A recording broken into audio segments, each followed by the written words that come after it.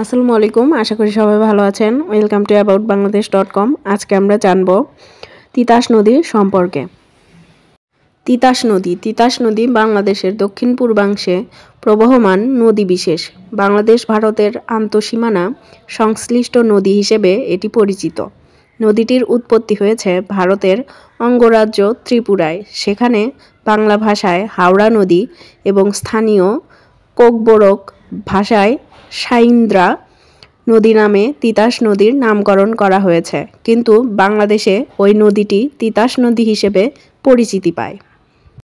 উৎপত্তি ভারতের ত্রিপুরার রাজধানী আগরতলার কাছাকাছি প্রবাহিত হয়ে বাংলাদেশের ব্রাহ্মণবাড়িয়া জেলার আখাউড়া উপজেলা দিয়ে নদীটি প্রবেশ করে শাহবাজপুর টাউন অঞ্চলের সীমানা ঘেঁষে এটি আরও দক্ষিণ দিকে অগ্রসর হয়ে ভৈরব আশুগঞ্জের সীমানা ঘেঁষে বহমান অন্যতম বৃহৎ নদী মেঘনার সাথে একীভূত হয়ে যায় তিতাস নদীটি।